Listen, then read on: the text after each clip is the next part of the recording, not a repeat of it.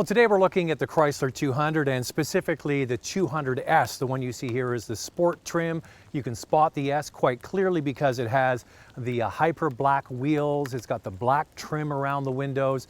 Around the back, it's got the dual exhaust pipes. It's got a slightly different grille. But overall, the 200 is a nice looking car. This is the new face for Chrysler. Kind of reminds me of cars back in the 90s, that real slippery, almost jelly bean shape that we had back then with narrow headlights and narrow taillights. It's kind of like we're going back to that look, getting away from the oversized grille and the big headlights and taillights. So it's a slippery shape based on the Alfa Romeo Giulietta platform, the same as the Dodge Dart, but it's been elongated. And this car sells very well in Canada.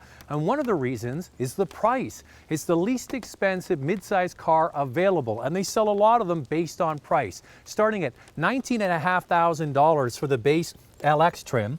And then you move up to the Limited, it's just under $22,000. The S that you see here starts at just under $24,000. And the top of range C is just under $25,000. The car that's here has the optional upgraded 19-inch wheels, big sunroof, and a few other features, but overall, it's a handsome looking car. So inside, it's an award-winning interior, and under the hood, technology that's not available in many other mid-size vehicles. So the Chrysler 200 interior is an award-winning interior, one of Ward's best interiors, and I think a lot of it comes down to the layout and design is fresh and different than many other vehicles in the marketplace. Now, sure, we've seen this floating dash in the past from companies like Volvo.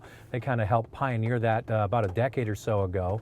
But they've also taken it to another level. They've moved it on an angle that moves all of the control you use for the radio and the heat very close at hand, and just below that, it's the same rotary dial we're seeing in a lot of Chrysler products that controls the 9-speed automatic transmission. Now, this car, as I mentioned off the top, comes with different trim levels. If you want to get the bigger 8.4-inch Uconnect screen that is in this car, it's available on the S, the sport trim, and standard on the top C model. Same thing for the 7-inch TFT screen in behind the steering wheel.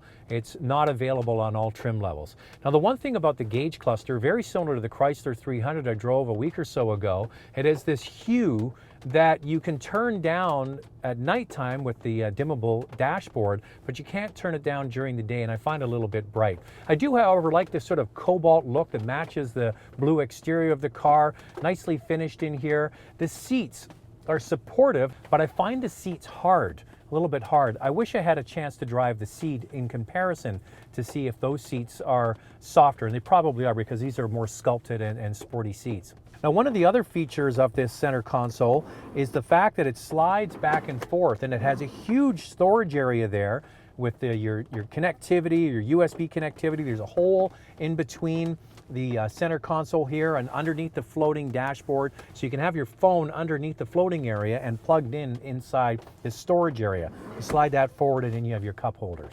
The one thing you have to say about this car is it's something different in one of the most homogeneous classes in the marketplace. Mid-size sedans really can be quite dull. This one is a little bit different. Check out the Sport, and if you don't like the seats, try the C to see if they're just a little bit more comfortable. Now, this car is unique in a couple of different ways. First of all, it comes with an available all-wheel drive system. Think about other mid-size cars that don't have all-wheel drive available, Camry, Accord, Impala, Malibu, those sorts of things. There are some exceptions, of course, the legacy from Subaru, you can get the Ford Fusion and others, but really this car kind of stands alone on that front. It's the same lightweight all-wheel drive system that's utilized in the new Jeep Cherokee with the same 9-speed automatic transmission. But the difference is the Cherokee's available with the 4-cylinder engine, and this is only available, the all-wheel drive system, with the V6, the Pentastar V6. And what it has the ability to do is to decouple the rear wheels to save energy, to be more fuel efficient, and it'll automatically re-engage. For example, this is a wet, miserable day here today, and we have rain and cold temperatures. It's 3 degrees Celsius. So automatically, because the windshield wipers are on, and automatically because the temperature is getting close to zero, those rear wheels are engaged automatically. It also has a slip and grip system. If it detects any slippage, it reconnects those rear wheels. So that's good, clever stuff. Now the two engines, as I mentioned, the 2.4 liter four-cylinder with 173 horsepower, and then you can get the 3.6 liter Pentastar engine, which amps up the power to 295 horsepower. That's class leading. If you think about other cars in this class, that's pretty good stuff. Now, what's different from the Cherokee is that the Cherokee uses a smaller 3.2 liter Pentastar engine. Now the 9-speed transmission is designed really, why would you put a 9-speed in a car? It's in the car to help save fuel, but it has some quirks, and the most notable is that this car is the S, the sport model. You put it in sport, you hear the chime go on, that tells you, which is something interesting, that the traction control goes off. Why would you do that? So what I do is I put the traction control back on. It's not a Corvette, it's not a Hellcat, it's a four-door family sedan. So why you would ever want the traction control off, I don't know. So the all-wheel drive system is activated and it's in S mode, and then you can change the transmission to manual mode. So I put it into a gear with the paddle shifters here, and when I change gear, I'll flick it now, flick and change. That's how long it takes. Flick and change. Downshift, flick and change, flick and change. It's not precise. I'll do it again. Drive along, flick, change. It takes about half a second. That's not sporty, that's not S-like.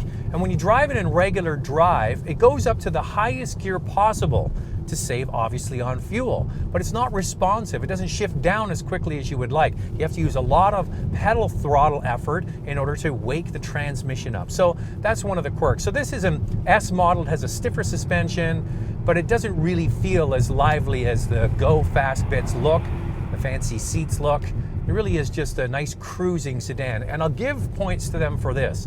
This is a very nice car out on the open highway, and if that's your line of work where you're out driving a lot, this is a very comfortable machine. Now I've got the V6, the Pentastar here. Now they've tuned the exhaust to be quite sporty, but at the same time, it can be a little bit droney. Same thing again, try the C in the Sport if you're in the market for this to see which one you like.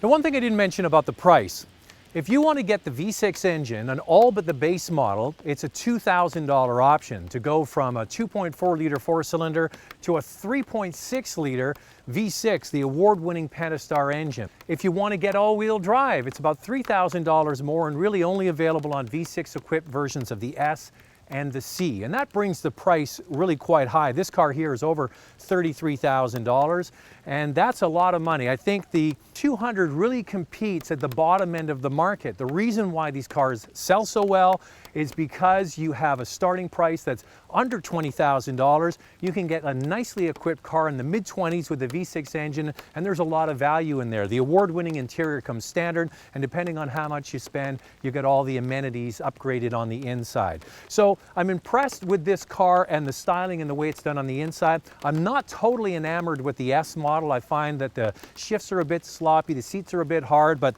that's why they sell 4 different trim levels.